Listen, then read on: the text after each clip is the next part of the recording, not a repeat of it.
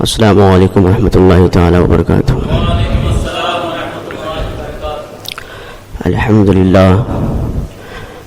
للہ رب العالمین والعاقبۃ للمتقین والصلاة والسلام علی رسولہ الکریم وعلی آلہ وصحبہ اجمعین، اما بعد فاعوذ باللہ من الشیطان الرجیم، بسم اللہ الرحمن الرحیم۔ رضي الله عنهم ورضوا عنه، صدق الله العظيم وصدق رسوله النبي الأمين المتين الكريم، ونحن ولا ذلك لمن الشاهدين والشاكرين، والحمد لله رب العالمين۔ إن الله وملائكته يصلون على النبي يا أيها الذين آمنوا صلوا عليه وسلموا تسليما، اللهم صل على سيدنا شفيعنا مولانا محمد وعلى وسلم، صلوا عليه، الصلاة والسلام عليك يا رسول الله صلى الله تعالى عليه وسلم۔ غوث اعظم بمن بے سر و ساما مدد، قبلہ دی مدد، کعبہ ایما مدد، بگرداب بالا افتاد کشتی، ضعیفان شکستہ راہ تو پشتی، بحق خواجہ عثمان ہارونی، مدد کن یا معین الدین چشتی، قادری نعرہ یا غوث اعظمی زنم، دمز شیخ احمد رضا خان قطب عالمی زنم، دمز شیخ اختر رضا خان قطب عالمی زنم۔ بریلی کے تاجدار فرماتے ہیں، سرور کہوں کہ مالک و مولا کہوں تجھے، باغ خلیل کا گلے زیبا کہوں تجھے، تیرے تو وصف عیب تناہی سے ہے بری، حیرہ ہوں میرے شاہ میں کیا کیا کہوں تجھے، لیکن رضا نے ختم سخن اس پہ کر دیا، خالق کا بندہ خلق کا آقا کہوں تجھے۔ ایک مرتبہ اور نبی پاک صلی اللہ تعالی علیہ وسلم، فخر کائنات محسن کائنات محمد مصطفیٰ صلی اللہ تعالی علیہ وسلم کی بارگاہ میں درود پاک پڑھیں، اللہم صلی علی سیدنا شفیعنا مولانا محمد وعلیہ وسلم، صلو علیہ الصلاۃ والسلام علیک یا رسول اللہ صلی اللہ تعالی علیہ وسلم۔ حضرات محترم، اس دنیا میں سینکڑوں کروڑوں انسان وجود میں آئے، اور اللہ تبارک و تعالی ہر ایک انسان کے لیے الگ الگ مرتبے رکھا ہے۔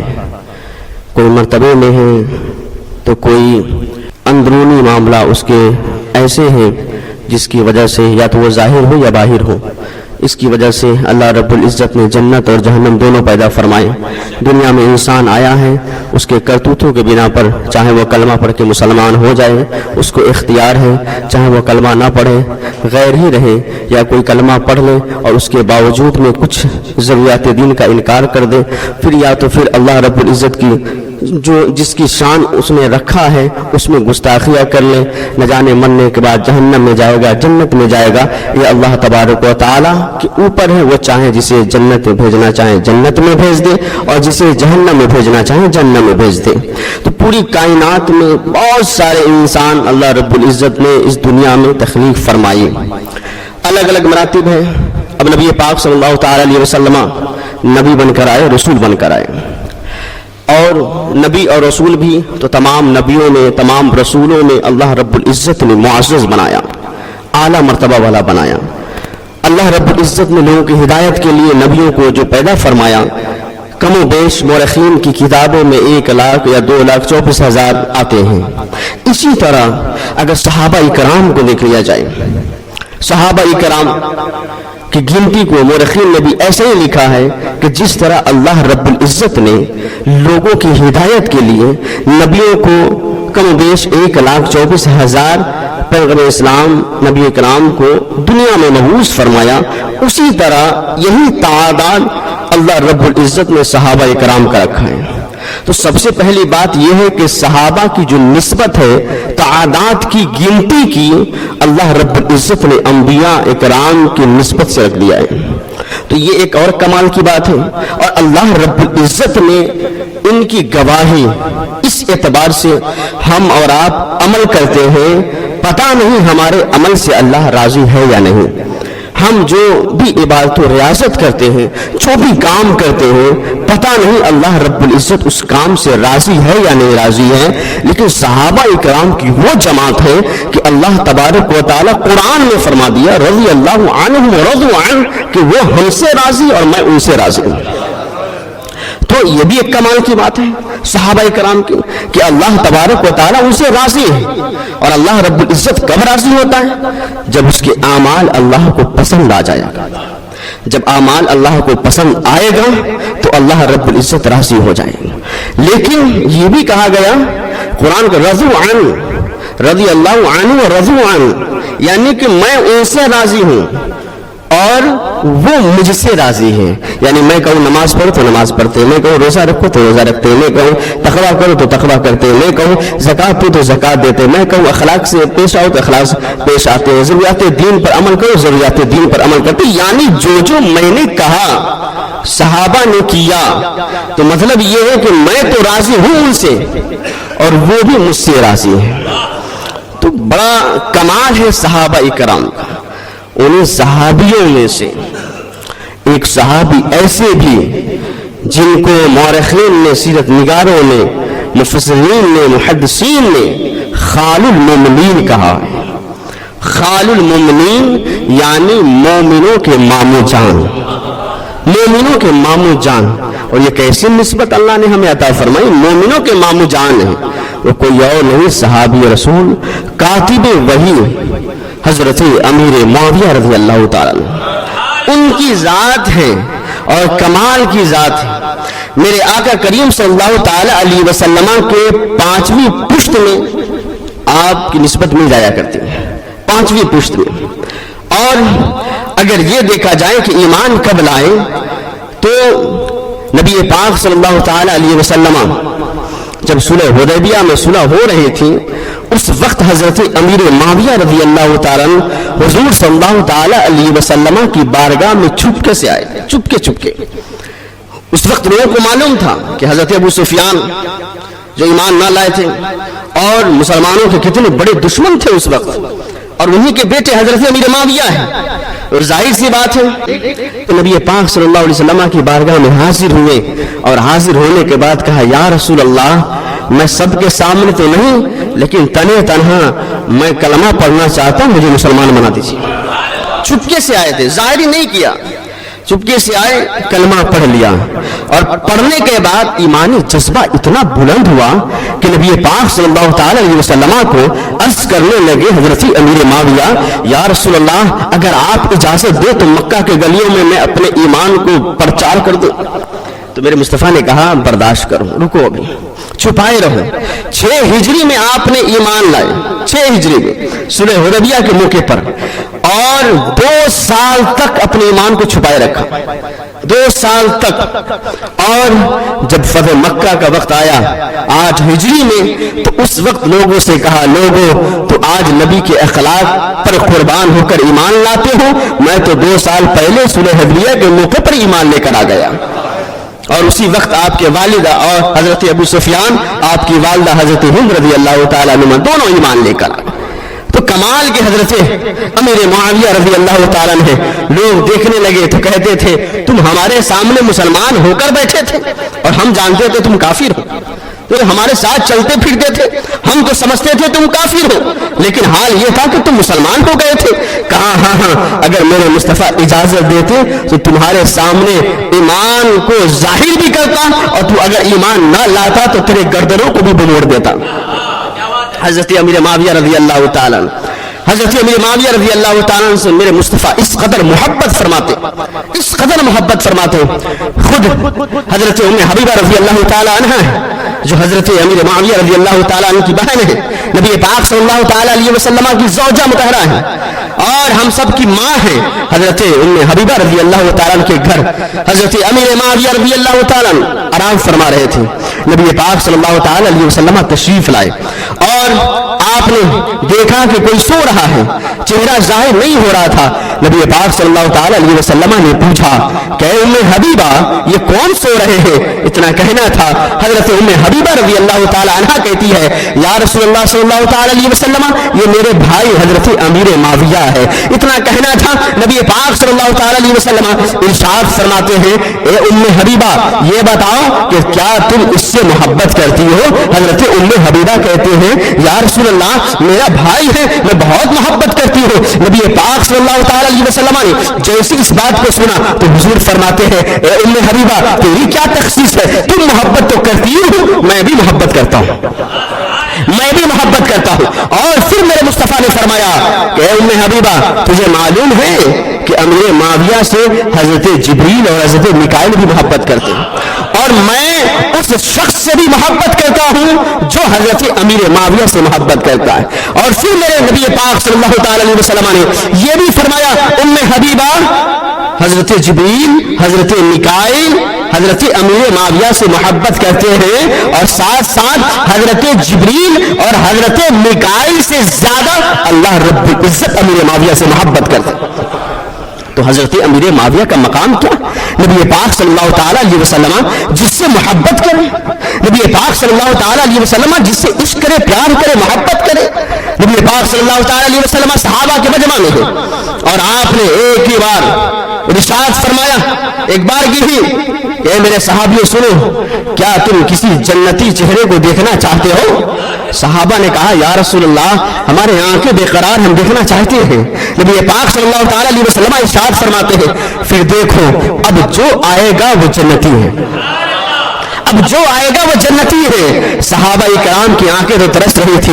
نبی پاک صلی اللہ تعالی علیہ وسلم تو غیب داں ہے، وہ سب جانتے تھے کہ آنے والا کون ہے. اگرچہ صحابہ نہیں جانتے تھے لیکن نبی پاک صلی اللہ تعالی علیہ وسلم کو معلوم تھا کہ اب آنے والا کون ہے. صحابہ انتظار میں ہیں کہ دیکھتے ہیں وہ خوش نصیب کون ہے جس کے بارے میں میرے مصطفیٰ نے فرمایا کہ اب جو آئے گا وہ جنتی ہے. صحابہ کرام انتظار کرنے لگتے ہیں.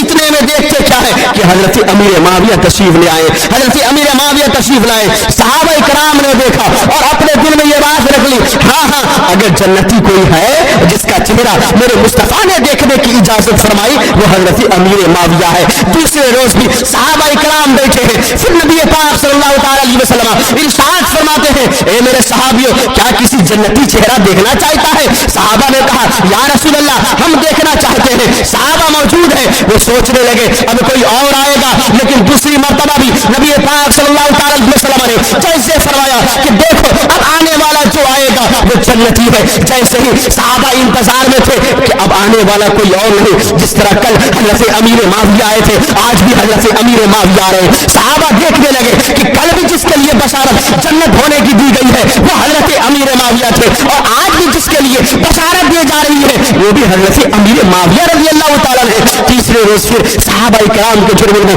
نبی پاک صلی اللہ تعالی علیہ وسلم موجود ہیں. پھر میرے مصطفیٰ نے فرمایا اے میرے صحابیوں کیا جنتی چہرہ دیکھنا چاہتے ہو؟ جنتی چہرہ دیکھنا چاہتے ہو؟ صحابہ نے کہا یا رسول اللہ ہم دیکھنا چاہتے ہیں. نبی پاک صلی اللہ تعالی علیہ وسلم ارشاد فرماتے ہیں ٹھیک ہے اب آنے والا وہ ہے جو جنتی ہے، اس کے چہرے کو دیکھ لینا. تیسرے دن بھی نبی پاک صلی اللہ تعالی علیہ وسلم نے صحابہ سے اسی طرح پوچھا. صحابہ کرام نے بھی انتظار کرنے لگے اور دیکھتے کیا ہے پھر تیسرے دن بھی آنے والا حضرت امیر معاویہ ہے. جیسے تشریف لائے کسی کو تو نبی پاک صلی اللہ تعالی علیہ وسلم نے ایک دفعہ جنتی ہونے کا ارشاد فرمایا ہے. لیکن حضرت امیر معاویہ وہ خوش نصیب شخص ہے جس کو اللہ رب العزت کے حبیب نے ایک مرتبہ نہیں بلکہ تین مرتبہ جنتی چہرے بتانے صحابہ کرام کو دکھانا شروع کر دیا. اور جب حضرت امیر معاویہ قریب آتے ہیں جیسے قریب آتے ہیں تو میرے مصطفیٰ فرماتے ہیں اے امیر معاویہ میں تجھ سے ہوں اور تو مجھ سے ہے، میں تجھ سے ہوں اور تو مجھ سے ہے. اور جانتے ہو جنت کے دروازے پر آپ نے اپنے دونوں انگشت کو نکالا، شہادت کی انگلی اور بیچ کی انگلی کو، اور کہا امیر معاویہ سنو جنت کے دروازے پر جس طرح یہ دونوں انگلی ملی ہوئی اس طرح ہم دونوں وہاں پر موجود ہوں گے. یہ کس کے مقام ہے؟ یہ کس کے مقام ہے؟ حضرت امیر معاویہ رضی اللہ تعالیٰ کے مقام. ایسے مقام حضرت امیر معاویہ رضی اللہ تعالیٰ عنہ خود نبی پاک صلی اللہ تعالیٰ علیہ وسلم ارشاد فرماتے ہیں، اے ام حبیبہ سنو، جب قیامت کے دن سب کو اٹھائے جائیں گے اس وقت تیرے بھائی حضرت امیر معاویہ کو بھی اٹھایا جائے گا، لیکن جب اٹھایا جائے گا قیامت کے دن تو ان کے بدن پر نوری چادر فرشتے رکھے ہوئے ہیں۔ بتائیے وہ مقام کیا ہے حضرت امیر معاویہ رضی اللہ تعالیٰ عنہ کا۔ نبی پاک صلی اللہ تعالیٰ علیہ وسلم جب عشر مبشرہ کے بارے میں گفتگو فرما رہے تھے، تمام عشر مبشرہ جو 10 خوش نصیب ہیں، جو جنت کے حقدار نبی پاک صلی اللہ تعالیٰ علیہ وسلم نے دنیا میں عطا فرما دی، ان کا تذکرہ فرما رہے تھے، اور تذکرہ فرمانے کے ساتھ ساتھ فرماتے ہیں یہ عشر مبشرہ ہے، یہ وہ عشر مبشرہ ہے جن سے لوگ محبت کریں گے تو نجات پا جائیں گے۔ اور پھر آگے فرماتے ہیں اور ایک وہ بھی ہے جسے امیر معاویہ کہا جاتا ہے، امیر معاویہ سے یہ عشرہ مبشرہ ہے جن سے لوگ محبت کریں گے تو پھر وہ کامیاب ہوں گے، جنتی قرار دیے جائیں گے، لیکن امیر معاویہ سے جو بغض کرے گا وہ ہلاک و برباد ہو جائے گا۔ کون کہا؟ یہ نبی پاک صلی اللہ تعالیٰ علیہ وسلم ارشاد فرما رہے ہیں کہ حضرت امیر معاویہ سے جو بغض کرے گا، جو نفرت رکھے گا، وہ پھر وہ ہلاک ہو جائے گا، برباد ہو جائے گا۔ اب کہنے والا مصطفیٰ کی ذات ہے، میرے مصطفیٰ جو فرمائے وہ ہو کر رہے گا، جو فرمایا ہے۔ تمام زمینیں اپنی جگہ سے ٹوٹ ٹوٹ کر برباد ہو جا سکتی ہے، آسمان ریزے ریزے ہو سکتے ہیں، پہاڑ ٹوٹ کر بکھر سکتے ہیں، لیکن نبی پاک صلی اللہ تعالی علیہ وسلم کے زبان حال سے، زبان مبارک سے جو جملے نکل گئے وہ ہو کر رہے گے۔ اور آپ دیکھیں آج جو حضرت امیر معاویہ کے شان میں بکتے ہیں اس کا انجام کیا ہو رہا ہے، کیا انجام ہو رہے ہیں۔ میرے مصطفیٰ کریم صلی اللہ تعالیٰ علیہ وسلم حضرت امیر معاویہ سے اس قدر محبت فرماتے، خود فرماتے نبی پاک صلی اللہ تعالیٰ علیہ وسلم کہ امیر معاویہ میرے رازدار ہیں۔ رازدار ہر کسی کو نہیں بنایا جاتا ہے، رازدار اسے بنایا جاتا ہے جو امین ہو، جو آپ کی بات کو ادھر سے ادھر نہ کر دے، اسے رازدار کہا جاتا ہے۔ خود حضرت جبریل آئے تھے نبی پاک صلی اللہ علیہ وسلم کی بارگاہ میں اور کہا تھا یا رسول اللہ صلی اللہ تعالی علیہ وسلم امیر معاویہ کو سلام کہیے گا۔ کون کہہ رہے ہیں؟ حضرت جبریل کہہ رہے ہیں امیر معاویہ کو سلام کہیے گا اور ان کے ہی ہاتھ میں کتاب و حساب دیجیے، اس لیے کہ وہ امین ہیں اور آپ کے راز کو فاش کرنے والے نہیں۔ یہ کون کہہ رہے ہیں؟ حضرت جبریل امین کہہ رہے ہیں۔ تو نبی پاک صلی اللہ تعالی علیہ وسلم کے رازدار بھی حضرت امیر معاویہ رضی اللہ تعالی۔ تو حضرت امیر معاویہ سے نبی پاک صلی اللہ تعالی علیہ وسلم اس قدر محبت فرماتے ہیں۔ اہل بیت اطہار چاہے وہ حضرت علی رضی اللہ تعالی عنہ، چاہے حضرت امام حسن ہو، چاہے وہ حضرت امام حسین ہو، سب حضرت امیر معاویہ سے محبت کرتے تھے۔ اور ایسا ہی نہیں کہ اہل بیت اطہار محبت کرتے تھے تو حضرت امیر معاویہ محبت نہیں کرتے تھے، حضرت امیر معاویہ بھی بڑے محبت کرتے تھے، بہت محبت، یہاں تک کہ میں آپ کو بتاؤں کچھ لوگ یہ بھی بات کرتے ہیں نا کہ ان سے یہ اختلاف تھی، ان سے وہ اختلاف تھی، یہ ان سے ناراض تھے، یہ ان سے ناراض تھے۔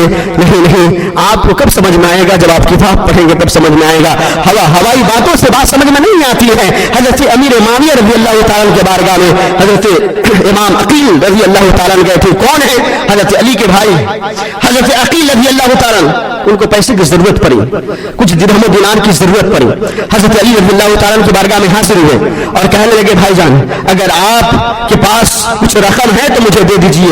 حضرت علی کہتے ہیں ابھی اس وقت موجود نہیں ہے۔ تو حضرت عقیل کہتے ہیں اے میرے بھائی، اے حضرت علی، اگر آپ اجازت دے تو میں حضرت امیر معاویہ کے پاس جاتا ہوں، ان سے لے لیتا ہوں۔ بتائیے تو صحیح حضرت علی کیا فرماتے ہیں؟ حضرت علی کہتے ہیں اے عقیل، آپ اگر حضرت امیر معاویہ کے پاس جانا چاہتے ہیں تو چلے جائیے، ان سے لے لیجئے۔ اگر ناراض ہوتے تو حضرت علی منع فرما دیتے۔ حضرت علی نے منع نہیں فرمایا، کہا کہ اگر آپ کو چاہیے تو چلے جائیے، آپ لے لیجئے۔ حضرت عقیل حضرت امیر معاویہ کے پاس جاتے ہیں اور جانے کے بعد جیسے گئے ہیں آپ کا استقبال آپ نے فرمایا، بہت احترام کیا، اہل بیت اطہار سے بہت محبت حضرت امیر معاویہ نے کیا۔ اور ساتھ ساتھ جب جانے لگے تو حضرت امیر معاویہ نے 1,00,000 درہم آپ کو دیے۔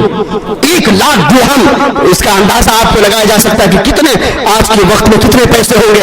1,00,000 درہم دیے حضرت عقیل کو اور کہا عقیل سنیے 3 لاکھ درہم کے 2 اور تھیلے بنائے اور پھر حضرت عقیل کے ہاتھ میں دیا اور کہا ایک تھیلا 3 لاکھ کے درہم کے حضرت امام حسن کو دے دیجیے گا اور ایک تھیلا جو 3 لاکھ کے ہیں یہ امام حسین کو دے دیجئے گا. کتنی محبت ہے. امام حسن بھی نہیں پہنچے ہیں, امام حسین بھی نہیں پہنچے ہیں, اور آپ نے 3 لاکھ درہم بھیج دیے حضرت امیر معاویہ. کتنی محبت تھی اہل بیت اطہار سے, اور یہ محبت ایک طرفہ نہیں تھا بلکہ دونوں طرف سے محبت تھی. اگر حضرت امیر معاویہ اہل بیت اطہار سے محبت نہیں کرتے تو آپ درہم و دینار نہ دیتے, اور اگر اہل بیت اطہار امیر معاویہ سے محبت نہ کرتے تو آپ اس پیسے کو, اس رقم کو لیتے نہیں بلکہ انکار کر دیتے. جو ناراض, اگر ناراض کوئی ہو تو وہ تھوڑی دیر لین دین کرتا ہے, بلکہ جو خوش ہوتا ہے محبت کرتا ہے اسی سے لین دین ہوتے ہیں. حضرت امیر معاویہ رضی اللہ تعالیٰ حضرت امام حسن کو, امام حسین کو 3 لاکھ درہم دیے. اور جانتے ہیں وہ وقت کون سا چل رہا تھا؟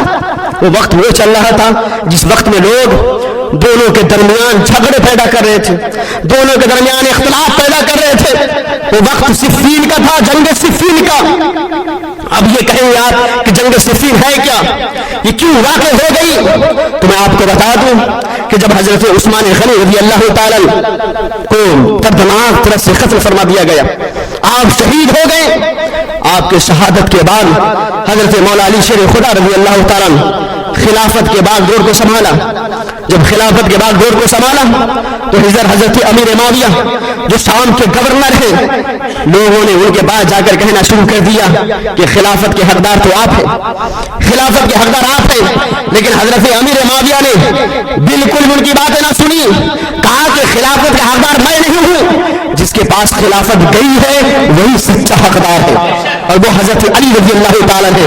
اگر حضرت امیر معاویہ خلافت کی وجہ سے اختلاف فرماتے اور قال مقال کہتے تو جیسے ہی خلافت حضرت مولا علی شیر خدا کو ملی اسی وقت آپ حلہ بول دیتے, اسی وقت جنگ کے لیے آمادہ ہو جاتے. لیکن حضرت امیر معاویہ رضی اللہ تعالیٰ حضرت علی کی بارگاہ میں آتے ہیں. حضرت علی کے پاس آ کر آپ نے ہاتھ میں ہاتھ دے کر اور حضرت علی کو اپنا خلیفہ اور اپنا جو خلفائے راشدین کا خلیفہ آپ نے سمجھا اور کہا حضرت علی آپ ہی خلافت کے حقدار ہے. عثمان غنی کے بعد کوئی ایسا نہیں ہے جو خلافت کے حقدار ہو. نبی پاک صلی اللہ تعالی علیہ وسلم کا اگر کوئی خلیفہ ہے تو وہ آپ ہیں حضرت علی رضی اللہ تعالیٰ. اگر اختلاف ہوتا تو آپ مانتے نہیں, لیکن کیوں مان گئے؟ لوگ کال مقال کرنے لگے, اختلافات ڈالنے لگے. لیکن حضرت امیر معاویہ رضی اللہ تعالیٰ شام کے گورنر ہیں, ایسے گورنر جو حضرت عمر فاروق رضی اللہ تعالیٰ کے دور میں 20 سال گورنری کی. حضرت عمر فاروق رضی اللہ تعالیٰ چوں بھی نہیں بولے. حضرت عمر کا حال تو یہ حال تھا کہ اگر کوئی بھی اپنے گورنری میں ذرہ برابر بھی کچھ بھی ادھر سے ادھر کرتے تو حضرت عمر رضی اللہ تعالیٰ ان کی کرسی کو چھین لیا کرتے. حضرت سعد بن وقاص ذرا سا ادھر ادھر ہوئے, کرسی کو کھینچ لیا گیا, حضرت عمر کھینچ لیے. حضرت خالد بن ولید نے ذرا برابر بھی مزاج کو دخل دیا تو حضرت عمر فاروق رضی اللہ تعالیٰ نے کرسی کھینچ لی. لیکن حضرت امیر معاویہ اس وقت بھی مطلب کیا تھا کہ حضرت امیر معاویہ کے مزاج میں حضرت عمر کا مزاج پایا جاتا تھا. اس وقت اتنے لمبے سمے تک گورنری آپ نے کی, اور یہیں تک نہیں, یہ اختلافات جو مسئلہ ہوا نا جنگ صفین کا, کہ اختلافات جو لوگ کہتے ہیں یہ اختلافات ہیں حضرت امیر معاویہ حضرت علی سے اور حضرت علی حضرت امیر معاویہ سے جھگڑے کیے. یہ جھگڑے کوئی خلافت غلافت کے نہیں تھے, اور وہ جھگڑے نہیں تھے جو ہم آپ کرتے. حضرت امیر معاویہ مجتہد تھے اور اپنے اجتہاد میں, یاد رکھیے گا مجتہدین جب اجتہاد کرتے ہیں اگر وہ غلطی پر بھی ہوتے ہیں تو اللہ رب العزت انہیں ایک اجر عطا فرماتا ہے, اور اگر درستگی تک پہنچ گئے مجتہد تو اللہ رب العزت اسے 2 اجر عطا فرماتا. اب امام اعظم امام شافعی کے جو اختلافات مسئلے میں ہوتے یہ کیا ہے؟ ایسے ہی مسئلے مجتہد تھے. حضرت امیر معاویہ نے کہا علی آپ خلیفہ ہیں, حضرت عثمان غنی کا بدلہ آپ لیجیے. اور حضرت علی کہتے ہیں اے امیر معاویہ ابھی وقت نہیں ہے, بدلہ لیا جائے گا, بدلہ لینے پر دونوں آمادہ ہیں. حضرت علی کہتے بدلہ لیا جائے گا لیکن ابھی وقت نہیں ہے, ابھی خلافت کے امور کو سنبھالا ہے, ابھی جنگ میں لگ جائیں گے تو سب تتر بتر ہو جائیں گے, تتر بتر ہو جائے. حضرت امیر معاویہ کہے بدلہ لیجئے, حضرت علی کہتے ابھی نہیں لیا جائے گا, بدلہ لینے کے لیے دونوں تیار ہیں. حضرت علی منع نہیں فرما رہے ہیں, بدلہ لینے کے لیے دونوں تیار ہیں, لیکن بس امیر معاویہ کہتے ابھی لیجیے، حضرت علی کہتے تھوڑے بعد میں لیں گے، تحقیق کریں گے کس نے قتل کیا ہے، اس کو قتل کیا جائے۔ ابھی یہی باتیں چل رہی تھی۔ حضرت امیر معاویہ نے کہا کہ اگر ایسی بات ہے، اگر آپ نہیں لیں گے تو میں بدلہ لوں گا۔ حضرت علی نے کہا خلیفہ میں ہوں، آپ نہیں لے سکتے، یہی معاملہ ہے۔ تمام مورخین، تمام علماء نے یہی لکھا ہے کہ حضرت علی حق پر تھے۔ حضرت امیر معاویہ سے خطا ہوئی لیکن اجتہادی، جس میں اللہ ایک اجر عطا فرماتا ہے، ایک اجر فرماتا ہے۔ یہی معاملے تھے، بس اس کے علاوہ کچھ نہ تھا۔ لیکن جنگ صفین ہوئی، کئی صحابہ شہید ہو گئے، اور ہونے کے بعد کچھ لوگ اس میں ایسے بھی آئے جو وہ چاہتے ہی نہیں تھے کہ حضرت امیر معاویہ اور حضرت علی کے درمیان جو اختلافات ہیں وہ ختم ہو جائے۔ وہ چاہتے تھے کہ اور اختلاف ہو جائے، اور اختلاف ہو۔ جیسے ہی یہ جنگیں ہوئی، حضرت عامر بیچ میں آئے، دونوں کو سمجھانا شروع کر دیا۔ حضرت امیر معاویہ بھی سمجھ گئے، حضرت علی بھی سمجھ گئے۔ اب جیسے ہی دونوں کے درمیان متفقہ طور پر دونوں ساتھ ملنے والے تھے کہ تیسری پارٹی نکل گئی، تیسری پارٹی نکل گئی جس کو خارجی کہا جاتا ہے۔ اس نے سوچا کہ دونوں کے درمیان اگر ملاپ ہو جائے تو اب ایسی صورت میں یہ دونوں مل جائیں گے اور پھر اختلافات ختم ہو جائیں گے۔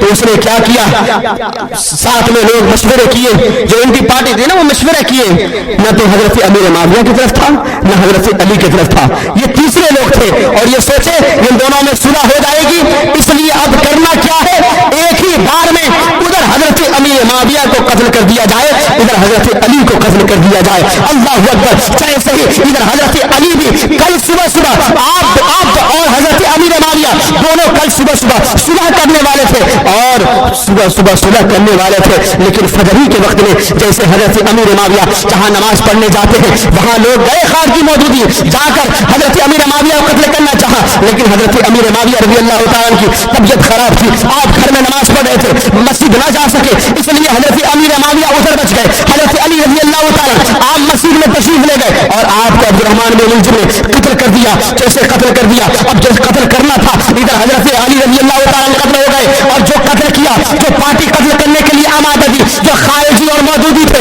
یہ کہنے لگے کہ سنو سنو، قتل کیا کوئی اور نہیں ہے بلکہ امیر معاویہ نے قتل کروا دیا ہے۔ اللہ اکبر۔ بڑا جھگڑا پیش آیا، اس قدر جھگڑا پیش آیا حضرت غوث پاک رضی اللہ تعالیٰ خود ارشاد فرماتے ہیں، اور سرکار غوث پاک رضی اللہ تعالیٰ کے ارشاد سے آپ کو پورے مسئلے کا حل نکل جائے گا۔ سرکار غوث پاک رضی اللہ تعالیٰ ارشاد فرماتے ہیں کہ دونوں حق، حضرت علی حق پر تھے اور حضرت امیر معاویہ خطا میں تھے، لیکن اجتہادی خطا تھی، اس میں بھی اللہ ایک اجر عطا فرماتا ہے، لیکن انہیں خطا نہیں کہا جا سکتا ہے، ان کو غلطی پر نہیں کہا جا سکتا ہے، اس لیے کہ غلطی تھی لیکن اجتہادی غلطی تھی۔ ہم جو آپ غلطی کرتے ہیں وہ غلطی وہ نہ تھی۔ اللہ اکبر۔ سرکار غوث اعظم رضی اللہ تعالیٰ ارشاد فرماتے ہیں کہ دونوں میں معاملہ ہوئے، لیکن دو تیسرے جو لوگ تھے انہوں نے دونوں میں لڑانے کی کوشش کی، اور لڑانے کے بعد اب صلح کیسے ہوگی، تو سرکار غوث پاک رضی اللہ تعالیٰ ارشاد فرماتے ہیں، حضرت امام حسن رضی اللہ تعالیٰ نے نبی پاک صلی اللہ تعالیٰ علیہ وسلم نے مسجد نبوی میں فرمایا تھا کہ میرا حسن بیٹا یہ ہے، جب دو گروہ کے درمیان تفرقہ بازی ہوگی تو میرا بیٹا حسن یہ صلح کروا دیا جائے گا، یہ میرا بیٹا حسن صلح کرے گا۔ وہ وقت آ گیا۔ حضرت غوث پاک فرماتے ہیں کہ جب دونوں میں جھگڑے ہونے لگے، دونوں فرقین کے درمیان لڑائیاں شروع ہو گئی، تو اس وقت حضرت امام حسن رضی اللہ تعالیٰ حضرت علی کے بعد خلیفہ بنے ہیں۔ جیسے خلیفہ بنے ہیں 6 مہینہ کا وقت ہوا ہے، بڑے دونوں طرف سے جنگیں لڑی جا رہی تھی، دونوں طرف سے واہوائی ہو رہی تھی، دونوں طرف سے ایک دوسرے کو لڑانے کی کوششیں کی جا رہی تھی۔ اس وقت امام حسن رضی اللہ تعالیٰ کھڑے ہوئے، اپنے نانا جان کے بات کو ثابت کرنے کے لیے کھڑے ہو کر اور حضرت امیر معاویہ کو خلافت دے دی اور کہا، اے امیر معاویہ رضی اللہ تعالیٰ، آپ کو آل رسول خلافت دیتا ہے، آپ خلیفہ بن جائیے، اور یہ تمام جھگڑے ہیں یہ سب کو ختم کر دیجیے۔ حضرت امیر معاویہ رضی اللہ تعالیٰ جانتے تھے کہ جھگڑا لڑانے والا کوئی اور ہے، ان کو پتا تھا، لیکن آپ تو پہلے ہی سے گورنر تھے، اور اس کے بعد آپ اتنے بڑے گورنر حضرت عمر کے دور میں تھے۔ حضرت عمر رضی اللہ تعالیٰ 22 لاکھ مربع پر حکومت کیا ہے، لیکن حضرت امیر معاویہ کی وہ ذات ہے جو 64,62,000 مربع پر حکومت کر کے بتا دیا۔ امام حسن بھی جانتے تھے کہ امیر معاویہ اگر خلافت پر معاویہ کے سامنے کوئی نہیں آ سکتا ہے، امیر معاویہ کے سامنے کوئی اپنی لبکشائی نہیں کر سکتا ہے، اسی لیے امام حسن نے صلح بھی کر دی اور حضرت امیر معاویہ کو خلیفہ بھی بنا دیا۔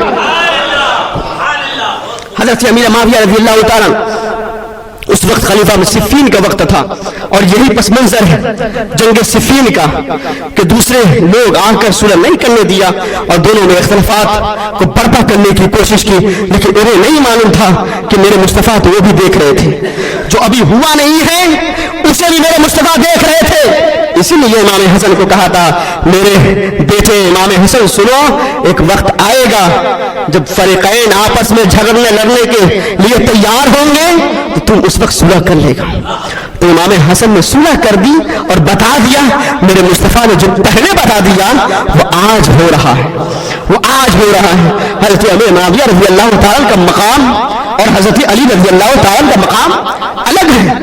حضرت علی رضی اللہ تعالیٰ کا مقام بہت بلند ہے، اگر آپ دیکھیں تاریخ کا مطالعہ کریں تو آپ کو معلوم ہوگا کہ حضرت علی رضی اللہ تعالیٰ بدری صحابی اور حضرت امیر معاویہ بدری صحابی نہیں ہے۔ حضرت علی رضی اللہ تعالیٰ خلفائے راشدین میں سے اور حضرت امیر معاویہ خلفائے راشدین میں سے بھی نہیں ہے۔ حضرت علی رضی اللہ تعالیٰ عشرہ مبشرہ میں سے ہے، حضرت امیر معاویہ عشرہ مبشرہ میں سے بھی نہیں ہے، لیکن جس طرح حضرت علی صحابی ہے اس طرح حضرت امیر معاویہ بھی صحابی ہے۔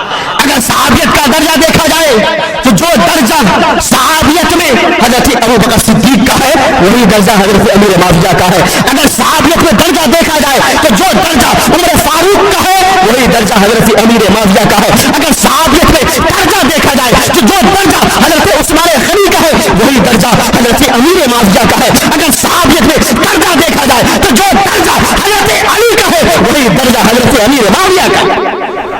اس لیے کہ صحابی عمل سے نہیں بنتے ہیں، صحابی مصطفیٰ کی نظر سے بنتے ہیں۔ عمل سے صحابی نہیں بنتے، صحابی میرے مصطفیٰ کی نظر سے بنا کرتے ہیں۔ اس لیے کہ ایک صحابی سے بڑے غوث اور قطب بھی آگے نہیں نکل سکتے۔ ایک صحابی کہتے کسے ہیں؟ صحابی اسے کہتے ہیں جو ایمان کی حالت میں نبی پاک صلی اللہ تعالی علیہ وسلم کو دیکھا، اور وہ دیکھنا کیسا ہو؟ دل کی نگاہوں سے دیکھنا ہو، کیونکہ بہت سارے صحابی ایسے تھے جو نبینا تھے، جو دکھتے نہیں تھے۔ اب اگر یہ تعریف کر دیا جائے کہ صحابی اسے کہتے جو نبی کو ایمان کی حالت میں دیکھے تو صحابی وہ تو نبینا تھے، نہیں دیکھے اس کا مطلب کیا وہ صحابی نہیں ہے بلکہ ایمان کی آنکھوں سے دیکھے۔ صحابی تو وہ ہیں جن کی آنکھ میں روشنی جو نہیں ہے، نابینا ہے، پھر بھی دل کی آنکھوں سے نبی کی صورت کو ٹٹول لیتے ہیں کہ نبی کتنے خوبصورت ہے۔ تو صحابی اسے کہتے ہیں جو ایمان کی حالت میں ایمان کی آنکھوں سے نبی پاک صلی اللہ تعالی علیہ وسلم کو دیکھا ہو اور ایمانی کی حالت میں اس دنیا سے رخصت ہو گئے، اسے صحابی کہتے ہیں۔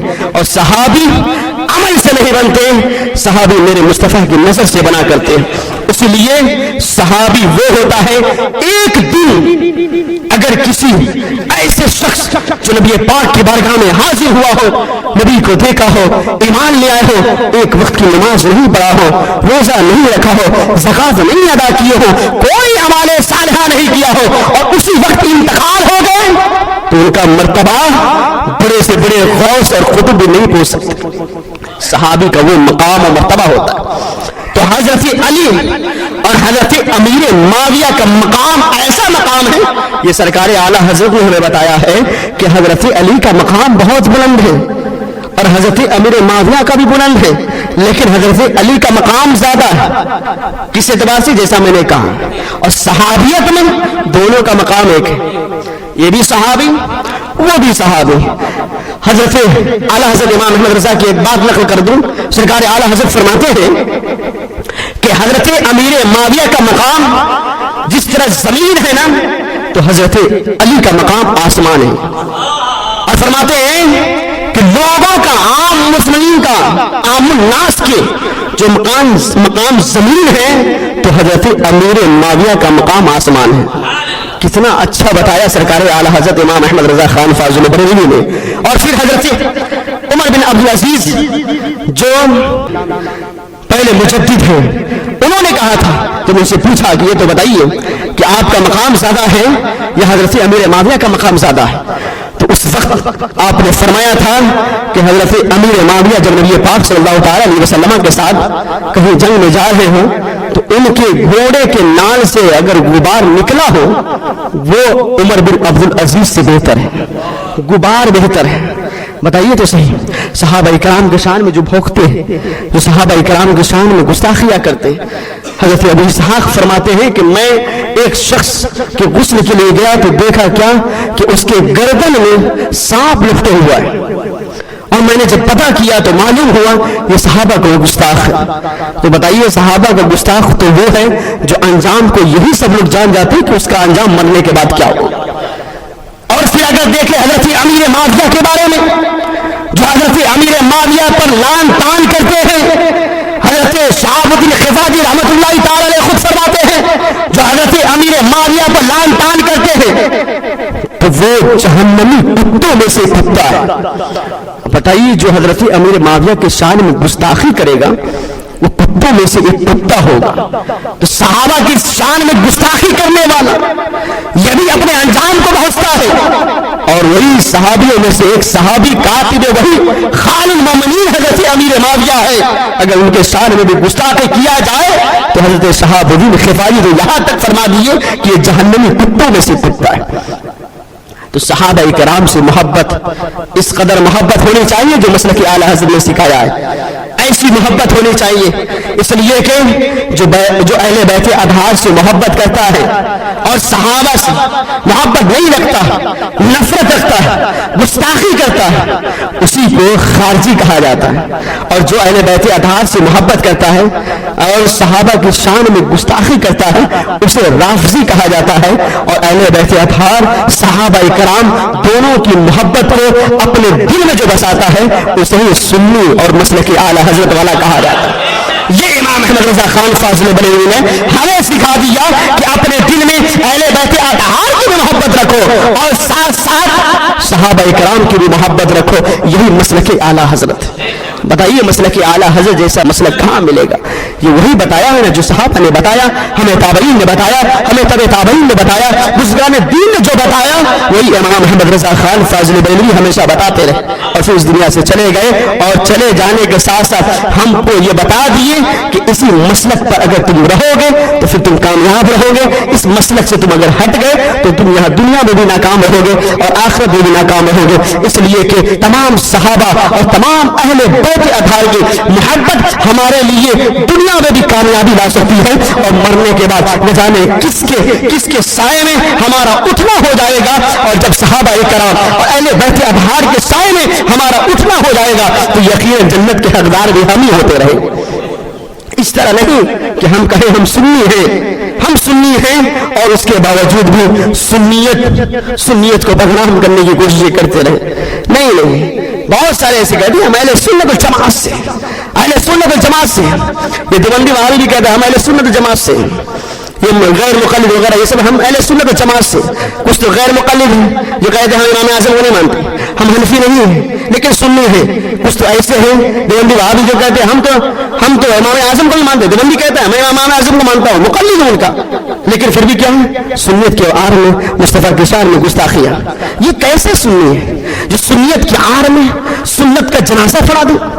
ایسے کو سنی نہیں کہا جاتا ہے، سنی ایسے کو کہا جاتا ہے جو ہمارے تاج شریعہ نے ہمیں سکھایا، جہاں پانی عطا کر دے، بڑی جنت ہبا کر دے، نبی مختار کل ہے جس کو جو چاہے عطا کر دے، نبی سے جو ہو بے گانا اسے دل سے جدا کر دے، پدر مادر برادر مال جا سب ان پر فدا کر دے، چاہے وہ باپ ہو، چاہے وہ ماں ہو، چاہے وہ بھائی ہو، چاہے وہ بیٹے ہو، چاہے وہ خیش و عقائد ہو، اگر مصطفیٰ کا نہیں ہے تو وہ ہمارا نہیں ہو سکتا ہے۔